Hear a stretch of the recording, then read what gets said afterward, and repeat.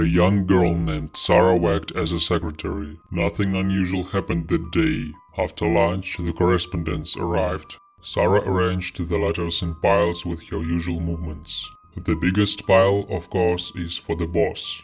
The last envelope was red, and besides, it was not sealed. Sarah felt that the envelope had a strange smell. She knew the smell, but she couldn't remember where she'd met it. The girl was tormented by curiosity about who could have sent an unusual envelope to the headmistress. She decided to read the contents. The envelope was not sealed. No one would know anyway.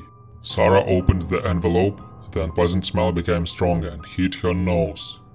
There was an ordinary piece of paper and a few words. "I am coming today." The girl laughed. "Does our crone have a boyfriend?" Suddenly the boss came into the office and Sarah quickly hid her hands together with the letter.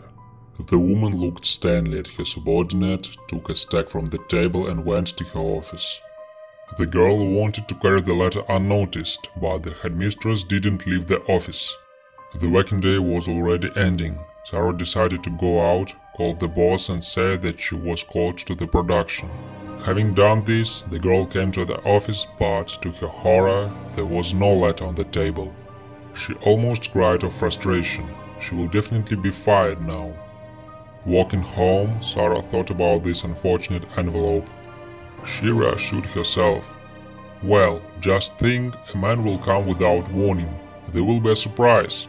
At home, Sarah, as always, had dinner, watched TV and went to bed. It was 12 o'clock at night. She wrapped herself in a blanket and began to fall asleep.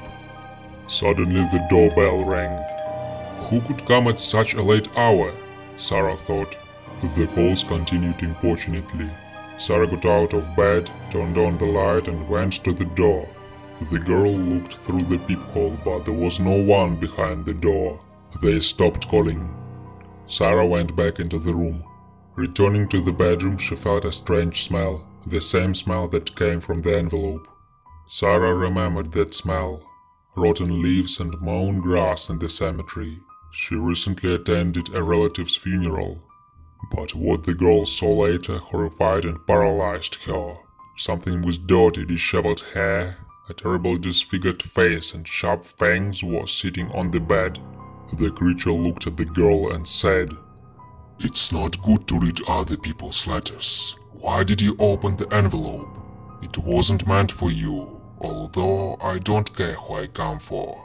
You acted very stupidly, but on the other hand nobly.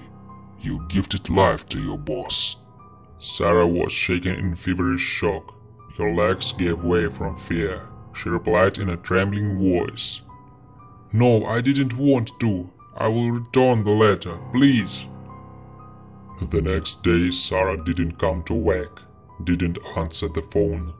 Her boss became worried and went to her house, but no one opened the door. The headmistress was a resolute woman and, without thinking twice, called the police. The arriving officers called for technical assistance and went inside. The room smelled like a graveyard, and Sarah's body was lying on the floor. There was a grimace of horror on her pale face.